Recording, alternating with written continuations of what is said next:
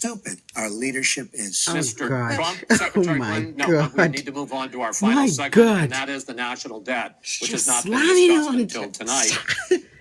Our national debt as a share of the economy, our GDP, is now 77%. Fucking That's lot the of money. highest That's a lot of since money, just boy. after World Oh, War my II. God. But the nonpartisan Committee for a Responsible Federal Budget says, Secretary Clinton, under your plan, debt would rise to 86% of GDP over the next 10 years. Mr. Trump, under your plan, they say it would rise to 105% of GDP over the next 10 years. Question is, why are both of you ignoring this problem? Mr. Trump, you go first. Well, I say they're wrong because I'm going to create tremendous jobs. And we're bringing GDP from really 1%, which is what it is now. And if she got in, it'll be less than zero. But we're bringing it from 1% up to 4%. And I actually think we can go higher than 4%. I think you can go to 5 or 6%. And if we do, you don't have to bother asking your question because we have a tremendous machine. We will have created a tremendous economic machine once again. Everything is tremendous, Trump. We're not going to let our companies be raided by other countries where we lose all our jobs. Is that some kind of like a rich language? Anymore. It's very sad. But I'm going to create the kind of a country that we were from the standpoint of industry. We used to be there. We've given it up. We've become very, very sloppy. We've had people that are political hacks making the biggest deals in the world, bigger than companies. You take these big companies, these trade deals are far bigger than these companies. And yet we don't use our great leaders, many of whom back me and many of whom back Hillary, I must say. But we don't use those people. Those are the people, these are the greatest negotiators in the world. We have the greatest business people in the world. We have to use them to negotiate our trade deals. We use political hacks. We use people that get the position because they made a campaign contribution. You know, I have to tell you though, when it comes to money, that are very much smarter Trump is than quite they good. are.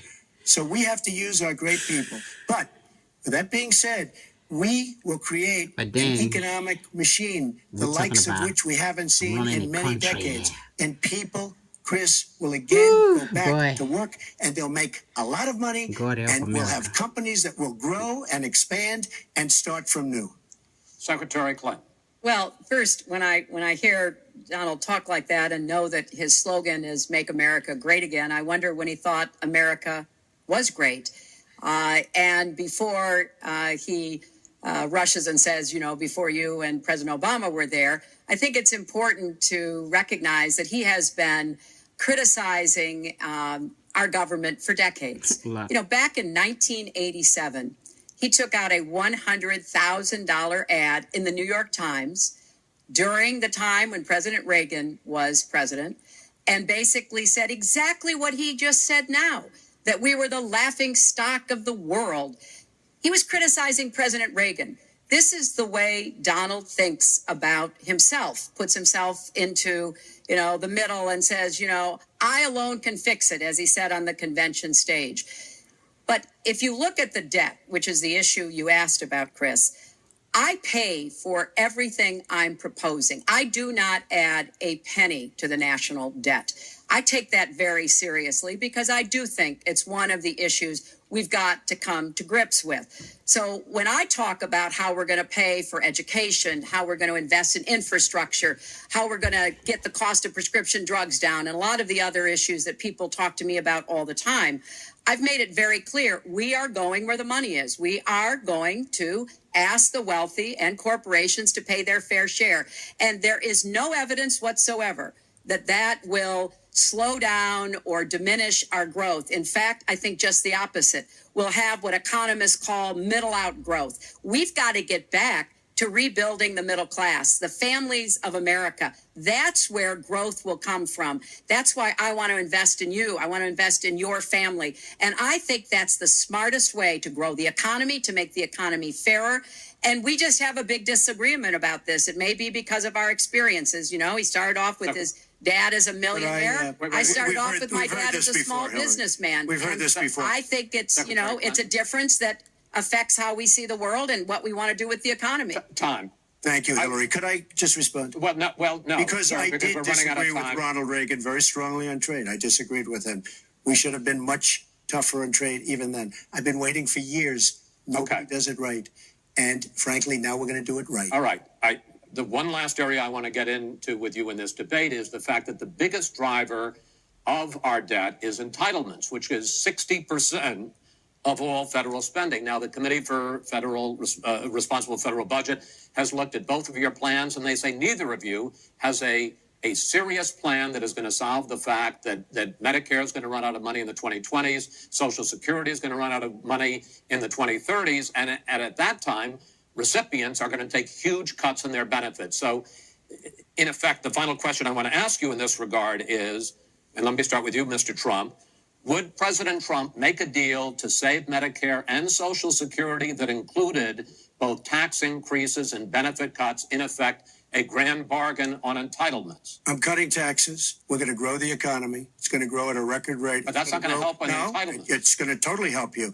And one thing we have to do, repeal and replace the disaster known as Obamacare. It's destroying our country. It's destroying our businesses, our small business, and our big businesses. We have to repeal and replace Obamacare. You take a look at the kind of numbers that will cost us in the year 17. It is a disaster. If we don't repeal and replace. Now, it's probably going to die of its own weight, but Obamacare has to go. The premiums are going up 60, 70, 80%. Next year, they're going to go up over 100%. And I'm really glad that the premiums have started. At least the people see what's happening, because she wants to keep Obamacare and she wants to make it even worse. And it can't get any worse. Bad health care at the most expensive price. We have to repeal and replace Obamacare. And Secretary Clinton, same question, because at this point, Social Security and Medicare are going to run out. The trust funds are going to run out of money. Will you, as president, will you consider a grand bargain, a deal that includes both tax increases and benefit cuts to try to save both programs? Well, Chris, I am on record as saying that we need to put more money into the Social Security Trust Fund. That's part of my commitment to raise taxes on the wealthy. My Social Security payroll contribution will go up, as will Donald's. This is why they're not voting for you, woman. What we want to do is to replenish the Social Security Trust Fund by making sure that we have sufficient resources. And that will come from either raising the cap and or finding other ways to get more money into it. I will not cut benefits. I want to enhance benefits for low-income workers and for women who have been disadvantaged by the current Social Security system. But what Donald is proposing with these massive tax cuts will result in a $20 trillion additional national debt. That will have dire consequences for Social Security and Medicare. And I'll say something about the Affordable Care Act, which he wants to repeal. The Affordable Care Act extended the solvency of the Medicare Trust Fund. So if he repeals it, our Medicare problem gets worse. What we need to do is go after the long-term health care drivers. We've got to get costs down, increase value, emphasize wellness. I have a plan for doing that, and I think that we will be able to get entitlement spending under control with more resources and smarter decisions. This is the final time, probably to both of your delight, that you're going to be on the stage together in this campaign. I would like to end it on a positive note. You had not agreed to closing statements, but it seems to me in a funny way that might make it more interesting, because you haven't prepared closing statements. So I'd like you each to take it. We're going to put a clock up, a minute, as the final question in the final debate to tell the American people why they should elect you to be the next president. This is another new mini segment. Secretary Clinton, it's your turn to go first. Boom. Well, I would like to say to everyone watching tonight that I'm reaching out to all Americans, Democrats, Republicans, and independents, because we need everybody to help make our country what it should be, to grow the economy, to make it fairer, to make it work for everyone. We need your talents, your skills, your commitment, your energy, your ambition. You know, I've been privileged to see the presidency up close, and I know the awesome responsibility of protecting our country and the incredible opportunity of working to try to make life better for all of you. I have made the cause of children and families really my predictable. life's work. That's what my mission will be in the presidency. I will stand up for families against powerful interests, against corporations. I will do everything that I can to make sure that you have good jobs with rising incomes, that your kids have good educations from preschool through college. I hope you will give me a chance to serve as your president. Secretary Clinton, thank you. Mr. Trump? She's raising the money from the people she wants to control. Doesn't work that way. But when I started this campaign, I started it very strongly. It's called Make America Great Again. We're going to make America great. We have a depleted military. It has to be helped, has to be fixed. We have the greatest people on earth in our military. We don't take care of our veterans. We take care of illegal immigrants, people that come into the country illegally, better than we take care of our vets. That can't happen. Our policemen and women are disrespected. We need law and order, but we need justice too. Our inner cities are a disaster. You get shot walking to the store. They have no education. They have no jobs. I will do more for African Americans and Latinos than she can ever do in 10 lifetimes. All she's done is talk to the African Americans and to the Latinos. But they get the vote, and then they come back. They say, we'll see you in 4 years. We are going to make America strong again, and we are going to make America great again, and it has to start now. We cannot take 4 more years of Barack Obama, and that's what you get when you get her. Thank you have both. to bring Barack Obama into this. Secretary Clinton, hold on just a moment, folks. I don't Secretary understand. Clinton, Mr. Trump, I What want is to your thank you both issue for with participating Barack Obama? in all 3 of these debates. That brings to an end this year's debate sponsored by the Commission on Presidential Debates. We want to thank the University of Nevada, Las Vegas, and its students for having us. Now the decision is up to you. While millions have already voted, Election Day, November 8th, is just 20 days away. One thing everyone here can agree on, we hope you will go vote. It is one of the honors and obligations of living in this great country. Thank you and good night. A great country with a lot of debt. That debt is sky high. Wow. Okay. So that is it. Guys, I'm really sorry.